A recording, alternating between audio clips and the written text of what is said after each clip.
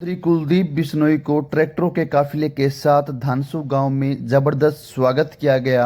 गांव में कुलदीप बिश्नोई को पगड़ी पहनाकर सम्मान दिया गया और उसके बाद गांव के द्वारा लड्डुओं से चौधरी कुलदीप बिश्नोई को तोला गया।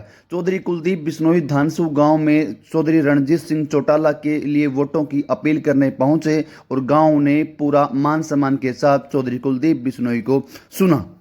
बहुत ही सम्मानित मेरे संघर्ष के साथी, मेरे सुख दुख के साथी बड़े भाई रणधीर पनियार जी, यहाँ पर उपस्थित मेरे संघर्ष के साथी भाई बलदेव खोखर जी, जिला परिषद के हमारे उद्धार के चेयरमैन बहुत ही जुझारू भाई सोनू सिहाग जी, मेरे साथ बहुत लंबा संघर्ष करते हुए मेरे भाई अजय जांगड़ा जी, हमारे साथ बहुत लंबे समय से संघर्ष करते हुए मेरे भाई नरेश जांगड़ा जी, मेरे पिताजी के भाई से बढ़कर भी जिन्होंने साथ दिया स्वर्गीय पंडित रामजीलाल जी के भतीजे श्री ओम प्रकाश जी, यहाँ पर उपस्थित श्री भगत सिंह राजौरिया जी, अखिल भारतीय बिश्नोई महासभा के वरिष्ठ उपाध्यक्ष राष्ट्रीय अध्यक्ष सुभाष देड़ू जी, बिश्नोई सभा इजहार के हमारे प्रधान भाई जगदीश गढ़वासरा जी, सुरजीत वर्मा जी सरपंच प्रतिनिधि, बहुत ही मेहनती साथी हमारे भाई ओम प्रकाश मालिया जी, श्री वेद प्रकाश जी बेनीवाल, श्री शेरराम जी, श्री बंसीलाल जी, श्री सुरेंद्र जी, श्री राम सिंह जी सिहाग, कुलबीर जी वकील, महावीर वर्मा जी, श्री ओम प्रकाश जी बेरवाल, पूनम खटक जी, श्री चतर सिंह जी सैनी, पूनम जांगड़ा जी, देवेंद्र बेनीवाल जी, गुलाब जांगड़ा जी, कृष्ण जानू जी, सुरेंद्र सिहाग जी, आजाद सिंह बैरा जी, कृष्ण सैनी जी एडवोकेट, अजीत जी, प्रताप सिंह जी जांगड़ा, प्रेम जानी जी, सुभाष खिलेरी जी फौजी, महावीर खिलेरी जी, श्रीराम सरपंच एक्स सरपंच श्री कुलदीप मोगा जी, श्री रमन मेहता जी, ये नाम तो नीचे कैसे लिखा है भाई? रमन मेहता जी हमारे बड़े सीनियर साथी हैं और जो पूर्ण जी बहुत बढ़िया ढंग से हमारे मंच का संचालन कर रहे हैं, जो जब से मैंने हल्का बनाई तब से मेरा तन मन धन से साथ देते आ रहे हैं। ये अभी सम्मानित साथीगण, प्रेस के साहिबान, बुजुर्गों, माताओं, बहनों, नौजवान साथियों, सबसे पहले तो इतने काम के समय में आप अपना साथ, सहयोग, आशीर्वाद देने तो यहाँ पर पधारे हैं, इसके लिए मैं अपनी ओर से और अपने तमाम नेतागण की ओर से आप सबका हाथ जोड़ के स्वागत करता हूँ, आपका धन्यवाद करता हूँ। साथियों, मुझसे पहले वक्ताओं ने आपको बहुत बढ़िया ढंग से बताया कि ये चुनाव एक नई दिशा देने वाला चुनाव है और अब ये फैसला का चुनाव है कि आप अगले 5 साल अपना भविष्य किसके हाथ में देना चाहते हैं। लेकिन साथियों, फैसला करने से पहले हर चीज को सोच समझ के नाप तौल के फैसला करें,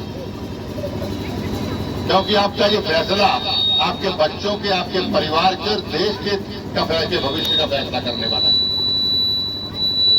समझदार वोटर वो होता है जो हर चीज को नाप तोल कर देखता है। 10 साल सरकार कांग्रेस की रही, उस सरकार में क्या नफा नुकसान था। 10 साल से मोदी साहब की सरकार है, उसमें आपको क्या नफा मिला।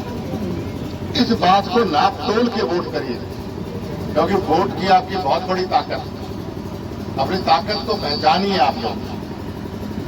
मैं आपको याद दिलाना चाहता हूं, आप बहुत जल्दी भूल जाते हैं कि 10 साल की कांग्रेस की सरकार में आप याद करो, जब भी अखबार खोलते थे, जब भी टेलीविजन खोलते थे, आए दिन कोई नया घोटाला आपको देखने को मिलता था कि नहीं मिलता था? कभी कॉमनवेल्थ गेम घोटाला, कभी 2G स्पेक्ट्रम घोटाला, कभी आदर्श घोटाला, कभी ताबूत घोटाला, कभी हवाई जहाज घोटाला, मतलब घोटाले ही घोटाले भरे हुए थे। क्या आप उसी घोटाले वालों की सरकार दोबारा बनाना चाहते हैं? क्या अपने बच्चों का भविष्य फिर उन घोटाले वालों के हाथ में देना चाहते हैं, जिन्होंने 10 साल पिछले 10 साल की मुझे पुरानी बात नहीं करूंगा, पिछले 10 साल जिन्होंने अपना घर या अपने सिर्फ एक ही परिवार का घर भरने का काम किया, ये सोचने वाली बात है।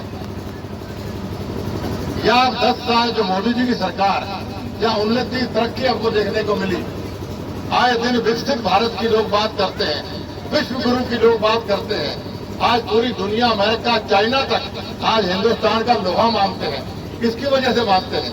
नरेंद्र मोदी जी ऐसे प्रधानमंत्री की वजह से मानते हैं।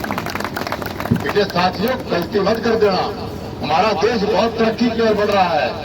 और आए दिन जहां हमको 10 साल कांग्रेस सरकार में आज दिन हमें घोटाले देखने को मिलते थे, आज इन 10 सालों में आज भी कोई नया योजना परियोजनाओं को देखने को मिलता।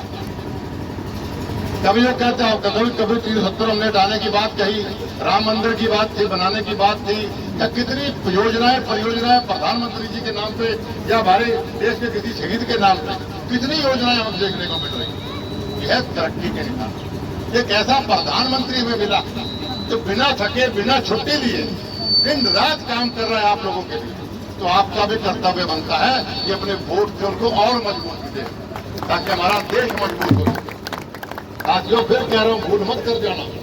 लोग आपको बहुत बगलाने आएंगे, उल्टी सीधी बातें करने आएंगे, लोग वायदे करने आएंगे। जयप्रकाश आपने देखा, ये आपको कैंडिडेट मिला कांग्रेस पार्टी का, इसको क्या कहा करते थे आप पहले जब सांसद था यहाँ से? ये क्या कहते थे आप इसको? झूठा है ये। कहो देखो फोन किया करे मेरे यारों, उठा फोन करे, कान में फोन लगा दे, घंटी बाजे, घंटी की बात करूं, मैं इसकी बात करूं। तो ऐसे आदमी को वोट देना चाहते हैं आप लोग, जो ऐसे झूठे को आप वोट देना चाहते हैं? ये सोच के समझ के फैसला करिए।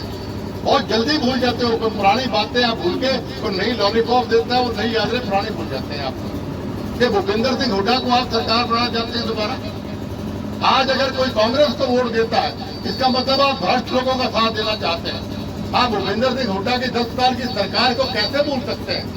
इसमें सिवाय घोटालों के, सिवाय भ्रष्टाचार के, सिवाय शोषण के, नौजवानों के साथ या किसानों के साथ, छत्तीस बरादरी के साथ भूपेंद्र सिंह हुड्डा ने कुछ नहीं किया। संघर्ष मैंने किया, मेरे साथ आप लोगों ने भी किया। कि भूपेंद्र सिंह हुड्डा की सरकार आपको भूल गए क्या? आप लोग रथ यात्रा, ट्रैक्टर यात्रा, कुलदीप जिले जो बाल चोर कार्यक्रम, जलपान समारोह, कितना साथ आप लोगों ने मेरा दिया था। चंडीगढ़ गए थे, लटखान खातर सारे गांव से भी कुछ साथी थे, देख रहे थे सारे गांव में, थे ना आप लोग? तो मैं अपने लिए नहीं गया था, मैं आपके लिए गया था, और आप भी साथ में लोगों के लिए गए थे। क्यों गए थे हम लोग? कि भाई किसानों के साथ अन्याय हो रहा है। पहला पॉइंट तो हमारा ये था कि बेशकीमती जमीन किसानों की कौड़ियों के भाव ये पूंजीपतियों को ऐसी ऋण के नाम पे दे रहे थे। हमने किसानों का अन्याय नहीं होना चाहिए। फिर हमने कहा कि समान विकास, समान रोजगार पूरे प्रदेश का होना चाहिए, क्योंकि भूपेंद्र सिंह हुड्डा सारी नौकरियां, सारा प्रदेश का पैसा एक ही इलाके में लगा रहा था। हमने कहा नहीं, सभी 90 के 90 हलकों के अंदर बराबर नौकरियां मिलनी चाहिए, बराबर पैसा विकास करना चाहिए। आप दोबारा ऐसे आदमी को मुख्यमंत्री बनाना चाहते हैं वोट देके एमपी के अंदर कि भाई हमें ठीक, हमें नौकरी भी नहीं चाहिए, हमारी जमीन भी खोज लो, हमें भ्रष्टाचार चाहिए। ये ऐसा भविष्य अपने बच्चों को देना चाहते हैं। इसलिए साथियों, सोच समझ के वोट दीजिए। हमारा और आपका पारिवारिक रिश्ता है। जैसा भी अजय जांगड़ा जी बता रहे थे, इस गांव में इतना विकास जो स्वर्गीय युग पुरुष चौधरी भजन लाल जी ने किया, वो किस लिए किया? क्योंकि आप हमारे परिवार के लोग। आपने चौधरी भजन लाल जी को ताकत दी, और ताकत कई गुना उन्होंने आपको वापस करी है विकास करी कि नहीं करी? आप गवाह इस बात की। अब वही ताकत आप मुझे दे रहे हैं। जितना ताकतवर कुलदीप बिश्नोई होएगा, उतनी ताकत आप लोगों को मिलेगी। आपके बीच में एक भाई, एक बेटा होने के नाते आपसे मैं आशीर्वाद मांगने आया, आपका साथ मांगने आया, और वो भी आपके भविष्य के लिए। साथियों, अगर हमारा चुनाव के ढोल खुले और इस गांव से, इस इलाके से अगर भारतीय जनता पार्टी को एक तरफ का वोट नहीं मिले, तो क्या इज्जत मेरी रहेगी, क्या इज्जत हमारी रहेगी? कि चौधरी भजन लाल जी के परिवार के लोग भी बहकावे में आने लगे। खाना शाना लोग का मानना सारा का सारा। तो आप तो राजनीतिक रूप से बहुत एडवांस गांव है ये, हर चीज को आप भारी भांति अपने ज्यादा समझते हैं। इसलिए साथियों, अपने भाई, अपने बेटे की लाज रखना, और अपने बच्चों के भविष्य के लिए, अपने गांव के भविष्य के लिए, अपने हल्के के भविष्य के लिए, देश के भविष्य के लिए साथियों, नरेंद्र मोदी जी को तीसरी बार हमें प्रधानमंत्री बनाना है। यही मेरी आपसे प्रार्थना लेके आपके बीच में आया था। उम्मीद अपेक्षा प्रार्थना करूंगा कि आने वाले 25 मई को आप लोग कमर के आगे वाला बटन दबा के अपने भाई को भी आशीर्वाद देंगे और नरेंद्र मोदी जी को प्रधानमंत्री बनाने में अपना योगदान देंगे। और ये लाडू से तोड़ने के बाद कई ढोल ढमाकों से सब चीजों से मेरा मान और सम्मान बढ़ाया। इसके लिए आप सबका मैं हाथ जोड़ के आभार व्यक्त करता हूँ। और अब मुझे मन से दोनों हाथ खड़े करके बोलो सारे साथ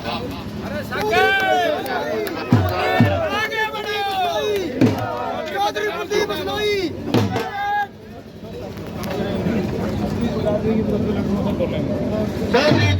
बिश्नोई